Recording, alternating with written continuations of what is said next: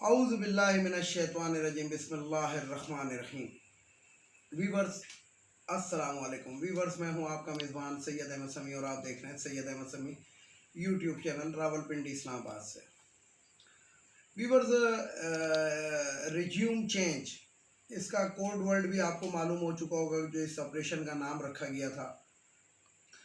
تو بہت سی باتیں میڈیا کے اوپر اس وقت گھوم رہی ہیں، لیکن سب سے امپورٹنٹ بات اور سب سے امپورٹنٹ خبر جو میں آپ کو دینا چاہتا ہوں وہ یہ ہے کہ کسی بھی طریقے سے جو مقتدر حلقے ہیں جنہوں نے یہ لوگوں کے ساتھ مل کے سازش کی، اب اس میں کسی قسم کی دو رائے نہیں ہے کہ یہ ایک بہت بڑی سازش تھی۔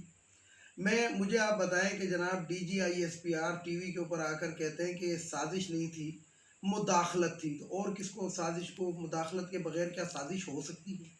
یعنی کہ یہ اردو کے الفاظ ہیں، اس کے لیے کسی ڈکشنری کی یا شیکسپیئر کی ضرورت نہیں ہے کہ شیکسپیئر آ کے اس کو بریف کرے گا۔ یہ ایک ہی چیز کے دو معنی ہیں کہ جی یہ مداخلت تھی، جسے کہتے ہیں کہ دھمکی یا وہ نہیں تھی۔ یہ کون سی بات ہوئی؟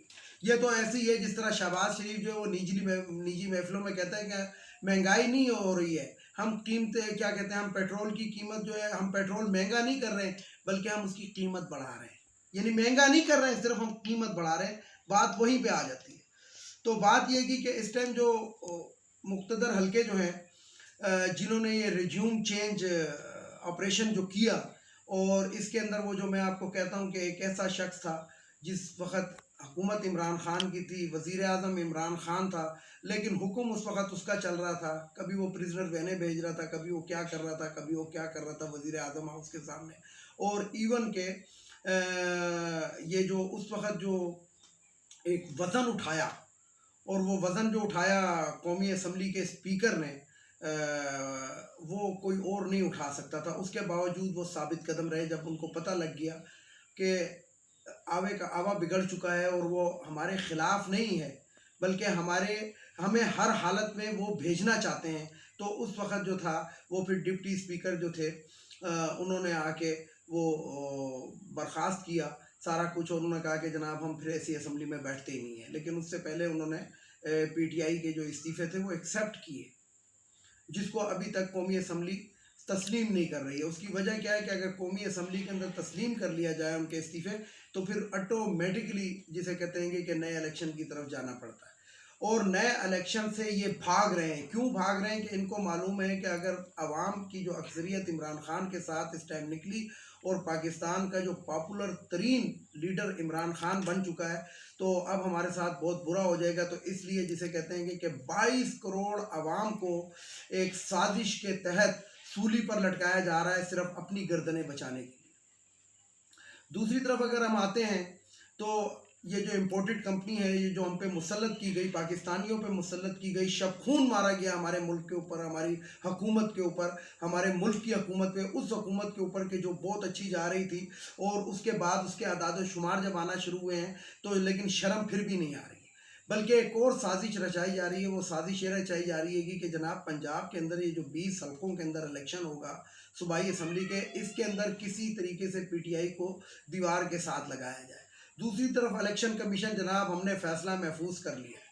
محفوظ کیا کر لیا؟ سناؤ ذرا، پتہ تو لگے کہ تم کتنے پانی کے اندر ہو، جبکہ ہائی کورٹ کہہ چکا ہے کہ ممنوعہ فنڈنگ ہے، یہ فارن فنڈنگ نہیں ہے۔ اور فارن فنڈنگ کے حوالے سے اگر میں آپ کو بات کروں تو سب سے زیادہ جو فارن فنڈنگ کے اوپر جو جماعت چلتی ہے وہ جمعیت علماء اسلام چلتی ہے، کیونکہ یہ تو پاکستان کے اندر گیم ہی دوسرے ملکوں کا کھیلتے ہیں۔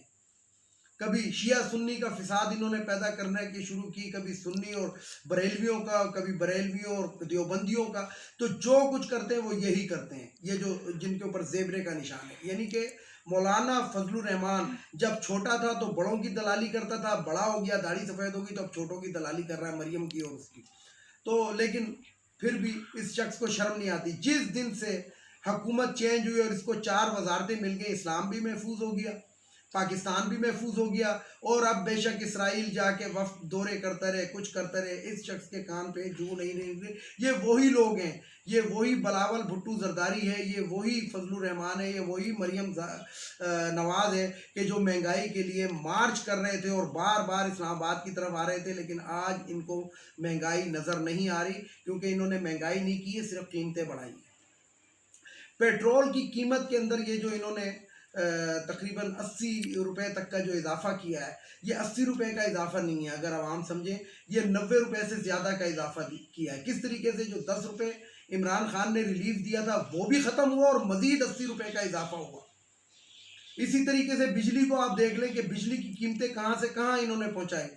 جو ٹیکسٹائل کی صنعت جو عمران خان کے دور کے اندر دن دگنی اور رات چوگنی ترقی کر رہی تھی، وہ اس ٹائم منہ کے بل نیچے گری ہے، اور پتہ نہیں کتنے لاکھ جو ورکر تھا وہ بے روزگار ہوا ہے، اور پورا کا پورا دوبارہ فیصل آباد کے اندر جو لومز تھیں وہ بند ہو چکی. گیس کا نام و نشان ختم ہو گیا پاکستان کے اندر، یعنی کہ لوگوں نے جو اربوں روپے کی انویسٹمنٹ کی ہوئی تھی سی این جی سیکٹر کے اندر، وہ ختم ہو چکی. نہ یہ گیس خرید رہے ہیں، نہ یہ پیٹرول خرید رہے ہیں، نہ یہ ڈیزل خرید رہے ہیں، بلکہ قیمتیں بڑھائے جا رہے ہیں اور اپنے آپ کو بھرے جا رہے ہیں. جو قومی خزانہ جو 27 ارب ڈالر کے اوپر تھا، وہ 9 ارب ڈالر کے اوپر شہباز شریف، جو شہباز اسپیڈ صاحب ہے، وہ لے آئے. اس اسپیڈ سے اس نے ملک کا بیڑا غرق کیا ہے. لیکن کن کے کہنے کے اوپر کیا ہے؟ یہ انہی کے کہنے کے اوپر کیا ہے جن کے کہنے کے اوپر ان کو لایا گیا تھا، اور جن کے کہنے کے اوپر اور جن کی وجہ سے ان کو مسلط کیا گیا.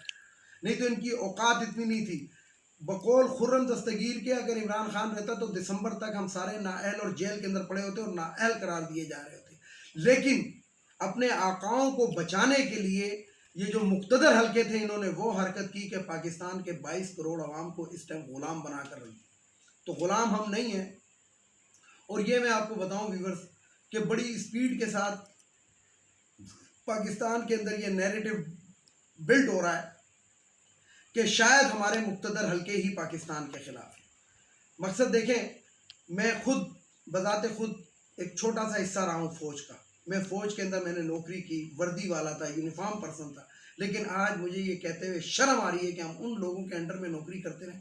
خیر میں تو میرا تعلق پاکستان نیوی سے تھا، لیکن بہرحال شرم آتی ہے یہ کہتے ہوئے کہ ہمارے جو مقتدر حلقوں کے جو اعلیٰ افسران ہیں، جن کو 22 کروڑ عوام نے اپنے حفاظت کے لیے اور اپنے ملک کی حفاظت کے لیے ان کو اسلحہ خرید کر دیا ہے، وہ اسلحہ جو ہے وہ ہمارے خلاف استعمال ہوا. ان کی زبان کا اسلحہ ہوا، یا ان کے ہاتھ کا اسلحہ ہوا، یا ان کے اشارے کا اسلحہ ہوا، یہ آپ خود بہتر فیصلہ کر سکتے ہیں. دوسری بات میں آپ کو بتاؤں کہ وہ کہتے ہیں کہ ہم نیوٹرل ہیں.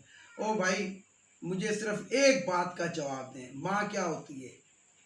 وطن کیا ہوتا ہے؟ وطن کی مٹی جو ہوتی ہے اس کی نسبت ایک ماں سے دی جاتی ہے کہ یہ ہماری مدر لینڈ ہے.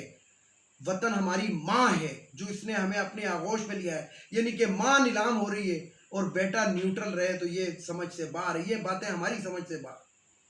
کوئی بھی غیرت مند شخص جو ہوتا ہے وہ اس چیز کو برداشت نہیں کر سکتا. کل میں نے ایک چھوٹی سی بات اپنی ویڈیو کے اندر کہی تھی جس کے اوپر بڑے لان تان مجھ پہ ہوئی ہے کہ کس منہ سے ان لوگوں نے اس شخص کو سلوٹ کیا ہوگا جب یہ قومی سلامتی اجلاس کے اندر شریک ہوئے ہوں گے اور شہباز شریف کو مقتدر حلقوں کے بڑے بڑے لوگوں نے، جن کے کالر کے اوپر مکھی بیٹھے تو سوٹ دوبارہ ڈرائی کلین کے لیے بھیجو، وہ شہباز شریف کو سلوٹ کر رہے تھے. اس شہباز شریف کو کہ جو عدالتوں کے اندر کس بہانوں سے یہاں تک پہنچا، اور کہتے تھے کہ غدار ہے، کہتے ہیں کہ منی لانڈرر ہے، کہتے ہیں کہ جناب یہ، اور اس کے بعد اس کو سلوٹ کر رہے ہیں اور اس کو وزیر اعظم. یعنی کہ عمران خان نے کل ایک بات کی کہ ہمیں سوچ بھی نہیں سکتا تھا کہ مقتدر حلقے جو ہیں وہ شہباز شریف کو وزیر اعظم بنائیں گے. لیکن یہ ایک حقیقت ہے کہ شہباز شریف نے جوتے چاٹے یا جو مرضی کیا، لیکن بہرحال پاکستان کے مفاد کے اندر جو ہمارے مقتدر حلقے تھے انہوں نے فیصلہ نہیں کیا. تو پھر یہاں پہ وہی بات کروں گا وطن پرست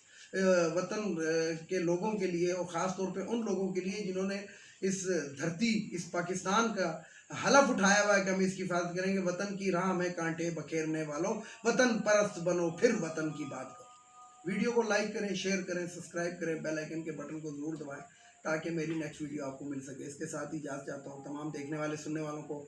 اللہ حافظ. اور آخر میں وہی نعرہ، پاکستان زندہ باد.